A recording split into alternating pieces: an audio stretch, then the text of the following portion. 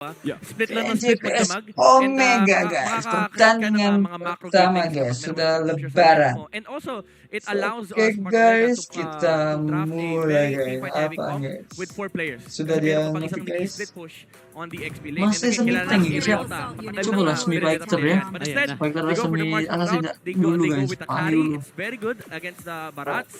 Medyo awkward lang kasi may Matilda sa side ng TNC. May Kita Sage nonton ya of the bro. insane damage Omega coming out vs of the carry. TNC. Yeah, not to mention, pwede rin siya Super matargeted from the bossy. backline. Bonito, don't you think? Kasi may Garis, may Matilda. So ito yung mga bagay na ayaw mong iwasan. Siyempre kung nasa backline ka, dapat yung frontline mo, sigurado na with threat of Oke, the Matilda, Omega pwede guys, silang udah kalah kontra sama dito. apa brand guys? Parang Guys, nakikita ko Pride dito, Langit. no, pwede silang kumuha ng XP laner na pwedeng humarap talaga, no, na humabol doon sa isang Matilda. Yeah. And alam natin, Matilda Barats. Apakah Omega akan mengalami kekalahan lagi? Para mga season Atau 8, season 9 mereka na? Gusto nito eh. Ube. Blacklist. Habis ini, guys. No? So, Ultimate Barats Experience experience. di ko ini Tsaka guys. nagtataka lang ako Blacklist. kasi nasa second Ano, phase na tayo, guys? hindi kinuha itong Arlot.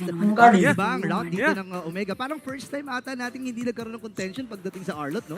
Super interesting kasi itong dalawang teams na to, mataas ang priority nila sa Arlot pagdating sa first phase. Actually, I think more than 20% ng Arlot games sila nasa first phase yung pick na yun. Tapos usually nababan.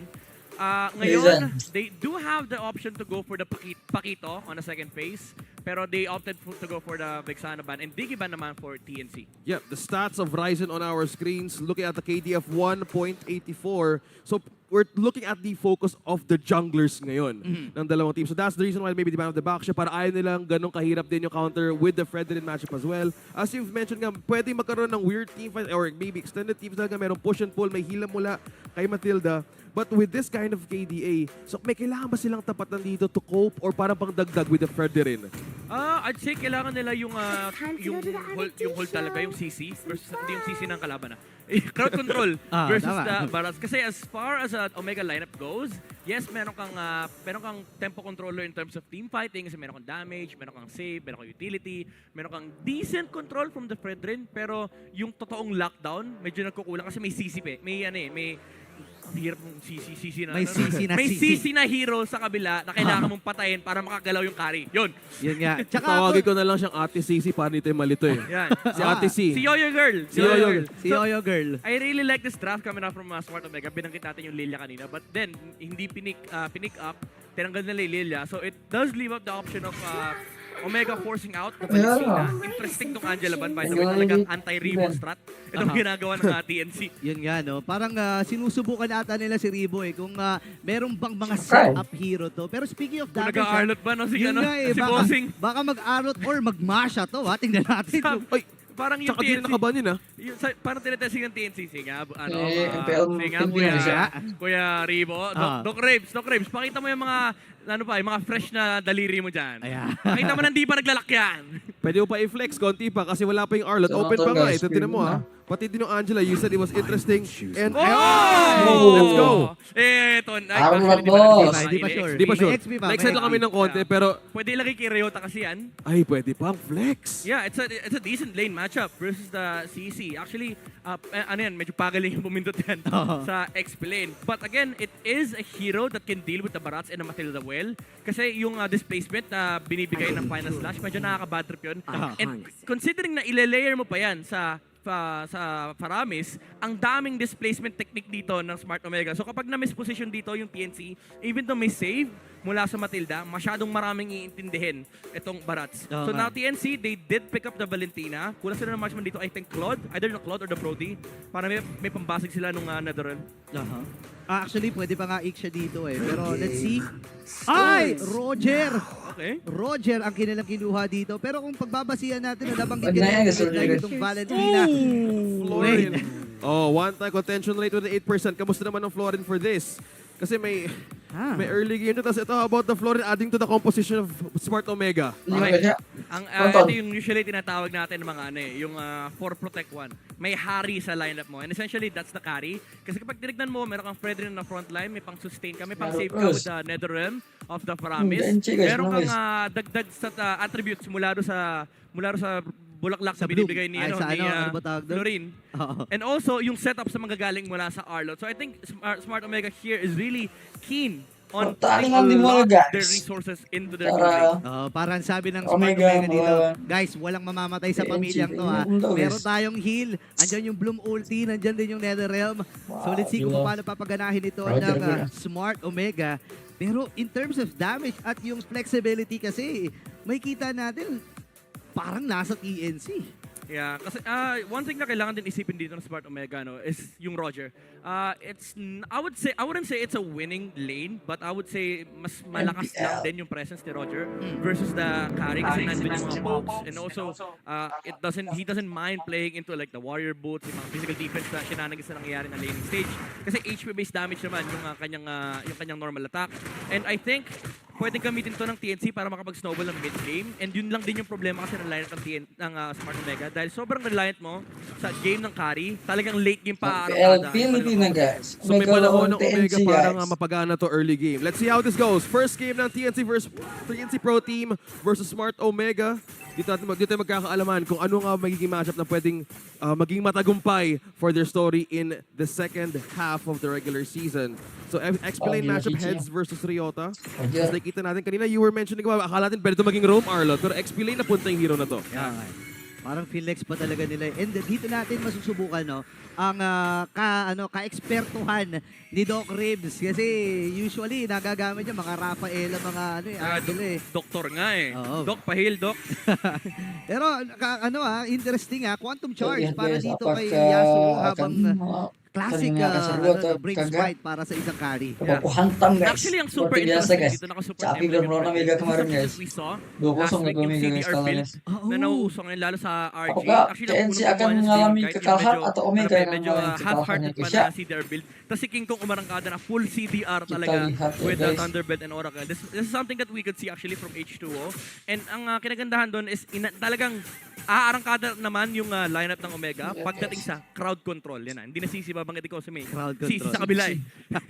So pwede sila bumaba dito dahil nga meron ang Florin, so mas makakaikot sila freely. Yeah, that's true. Kasi talagang yung Frederick mo, pababa at pababa talaga yan. With the amount of spells na gagamitin niya sa team fight and yung HP na bumabalik, imagine, nakadagdag pa dyan yung HP na nanggagaling mula sa support emblem. Kasi every time nagagamit siya ng spell, pero siyang HP na bumabalik na na-amplify ng support emblem. So ito yung pwedeng ma-abuse ng Smart Omega sa early game. Well, speaking of the early game, early pokes against H2, hindi nakaabot ng level 4. Super Yoshi.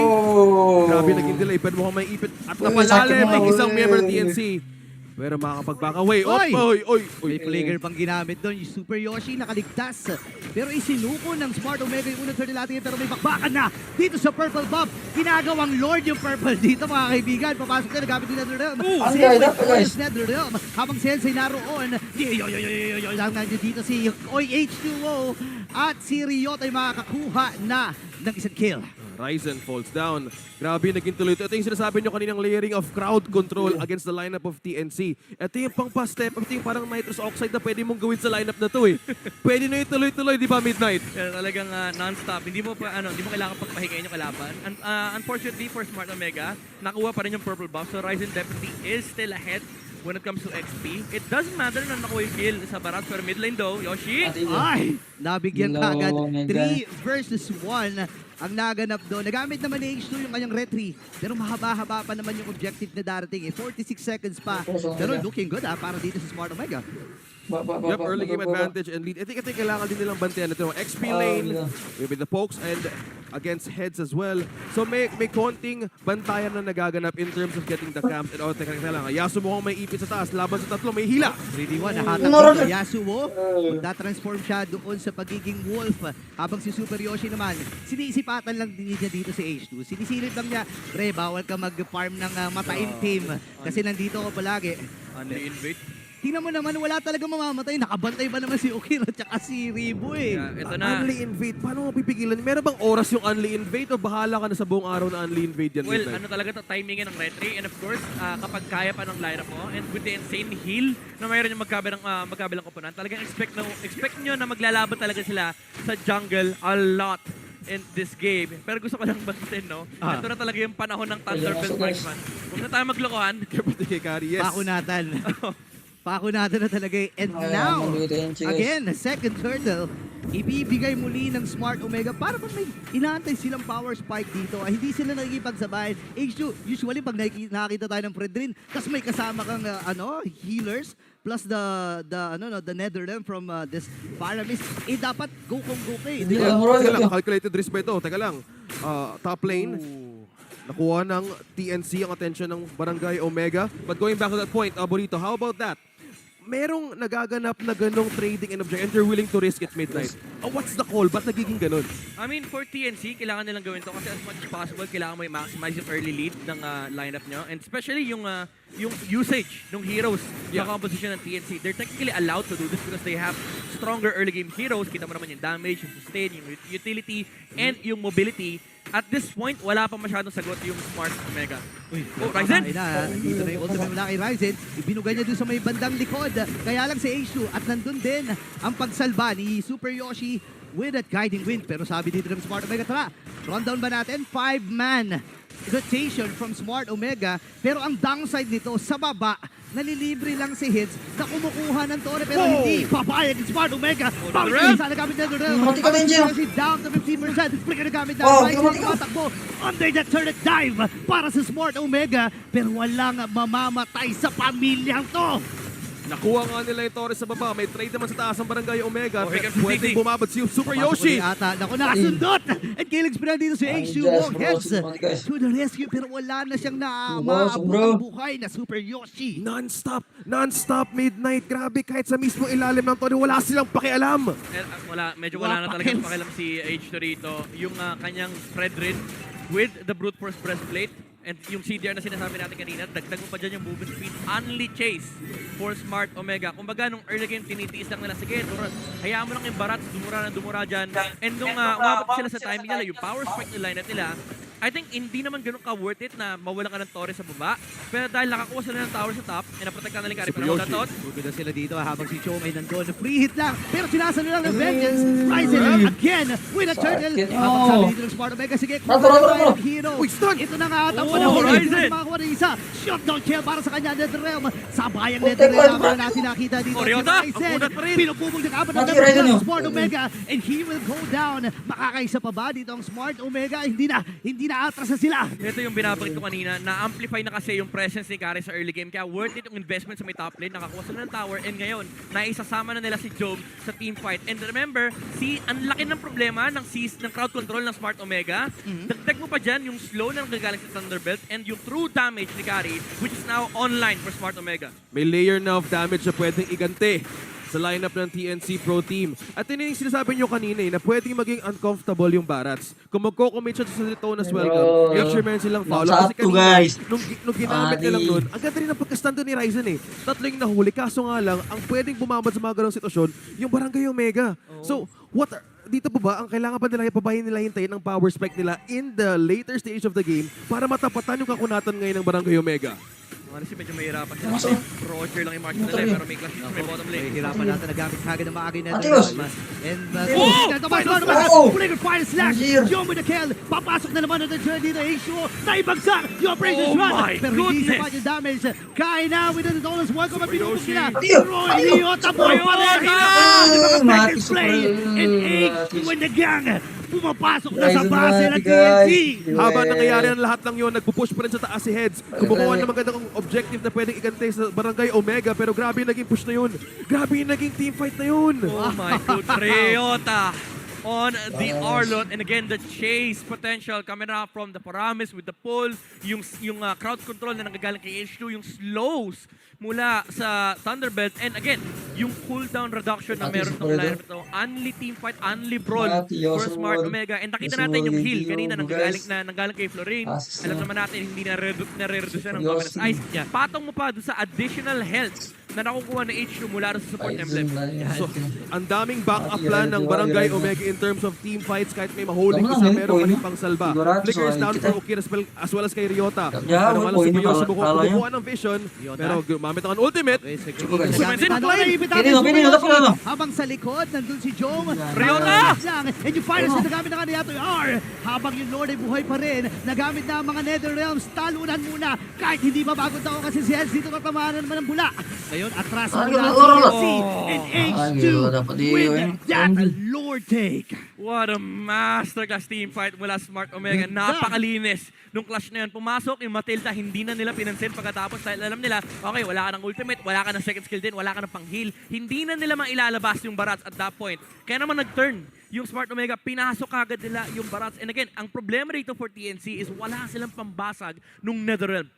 Yeah, and ang dami kasing pang-reset ng Smart Omega. Ito yung maganda sa kanila. Andun yung heal, yung bloom na ulti, yung Netherrealm. So any moment talaga, pwede silang makipagsabayan sa TNC. And yun yung medyo magkukulang dito sa TNC. Kasi nga naman kung titignan, wala silang yung impactful na 5-man na CC damage na dapat meron sila. Kasi may tendency talaga magsama-sama ang Smart Omega kapag ganitong klaseng lineup ang meron sila eh. Well, yung lineup ngayon, meron ng lead ng 2K gold lead. 10 minutes in. Nagpo-push ngayon pati ang minions ng Barangay Omega. Na-mention nyo kanina ang layering of crowd controls as well as yung damage. So sino nga bang uunahin nila dito dahil Super Yoshi ang pwedeng pumunta sa backline, pwedeng bumabad yung CC. Pero teka lang, kahit sa mga folks mismo Midnight, ano nakikita mo dito? Nahihirap. Ano sa totoo lang, nahihirap. Kahit ako nahihirapan ako para kay Goyo kunin yung Netherrealm. Magkadikit kasi si Okir at si Ribo kanina pa. Ang dami mong dadaanan eh. Oy, pero free hit dito si Chom. Nagamit na rin yung ultimate. Habang papasok sa issue dito, gagamitin na ba niya yung kanyang Prince Shot? Pero hindi ata makakakasa. Let's see, pinupog siya. pa rin! Netherrealm! Crucial Netherrealm from Okir. Habang si Eds binababaran. Pipapawi din ng Netherrealm para sa kupunan ng TNC ngayon. Sabayan na para sa Omega at TNC. Tori lang ang magiging kabayaran. Kung sa may bandang ibaba. Ngayon, transition sila sa middle. Super Yoshi, narito pa rin. Pino-front lane lamang si Ryzen. Tinatanggap lahat ng damage. Pero wala na silang minions. Sa katiting na buhay ni H2O, a crucial play by Okir. Calculated shield and regen kaagad. In and out lang yung Barangay Omega Midnight. Pero nakakabalim yung Fredrin na CDR. May ginawang land sila sa Fredrin. Oh no, tingnan natin ha. Pero tatama ba? Hindi tumama. Uy! Siriota dito. H2O. Sa-dive na nga ba ang kupunan sa barangay? Ito na ang bagong barangay na hinahanap nila. Identity mula sa Smart Omega. Patutunayan nila. Tatlong members sila para sa TNC na titira. Pero babagsak din si H2. Andun si Jom. Free si Jom. Andun din yung Netherrealm. Face locking na ang Smart Omega. Kakayanin ba? Andun yung catapult and yung minions. Smart Omega takes game number 1. guys. Andiyan. Dahan-dahang pinapakita ang identity ng bagong barangay. Napakalinis. Wow. Napaka-unli ng composition na yun, Midnight. Non-stop. Contingencies, recovery, damage, in and out. Napakaganda ng atake nila against TNC Pro Team. Kompleto. Kompleto sa lahat.